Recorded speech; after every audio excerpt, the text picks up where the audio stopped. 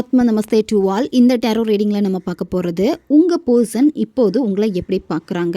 இப்போ உங்ககிட்ட பேசாமல் இருக்காங்க அப்படின்னா உங்களுக்கு அந்த பர்சனை பற்றி எதுவுமே தெரிய மாட்டேங்குது. நோ கான்டாக்டில் இருக்கீங்க, இல்லை ரெண்டு பேருக்கு இடையிலுமே சரியான பேச்சுவார்த்தைகள் இப்போ இல்லாமல் இருக்குது அப்படின்னா அந்த பர்சன் இப்போ எப்படி இருக்காங்க, அந்த நபர் இப்போவும் அதே காதலோட தான் உங்களை பார்க்குறாங்களா, இல்லை வேற ஒரு நபராக உங்களை பார்க்குறாங்களா, அதை பற்றின ரீடிங் தான் இது டீட்டெயில்டாக பார்க்க போகிறோம்.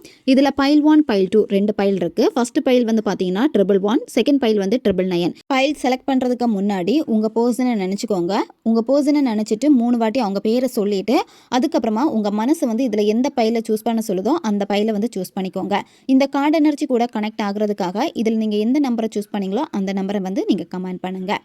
இப்போ பைல் 1 சூஸ் பண்ண உங்களுடைய ரீடிங்கில் நம்ம போகலாம். இன்னும் ஒரு லிமிட் கொடுத்துருக்காங்க. அந்த லிமிட்டை தாண்டி அவங்க கிட்ட நீங்கள் நெருங்கக்கூடாது, அந்த மாதிரி ஒரு சர்க்கிள் அவங்க போட்டு வச்சுருக்காங்க. என்ன நினைக்கிறாங்களோ அதை மட்டும்தான் செய்வாங்க. உங்கள் பேச்சை அவங்க கேட்க மாட்டாங்க.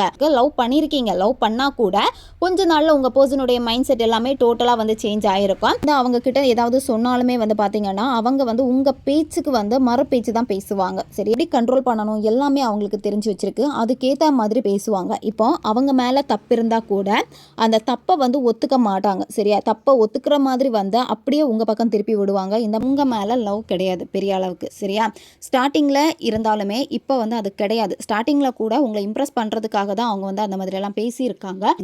இப்போ பைல் 2 சூஸ் பண்ண உங்களுடைய ரீடிங்கில் நம்ம போகலாம். பிடிச்ச மாதிரி இந்த பர்சன் இருந்திருக்காங்க. உங்கள் ரெண்டு பேருக்கு இடையில இருக்கக்கூடிய லவ் பார்த்தீங்கன்னா ஈக்குவலாக தான் இருந்திருக்கு. நீங்கள் எவ்வளோ நேசிக்கிறீங்களோ அதே மாதிரி அவங்களும் நேசிச்சிருக்காங்க. லவ் பார்த்தீங்கன்னா வெளிப்படாது இனிமேல் உங்ககிட்ட, ஆனால் அது மனசில் இருக்கும். உங்களை எப்படி ஸ்டார்டிங் லவ் பண்ணாங்களோ அதே லவ் அவங்க மனசில் இருக்குது. நீங்கள் கன்ஃபியூஷனாக இருக்கீங்க. சரியா, பட் உங்கள் பர்சனுக்கு இருக்கக்கூடிய பிரச்சனைகள் எல்லாமே பார்த்தீங்கன்னா லவ் இந்த பிரச்சனை கிடையாது.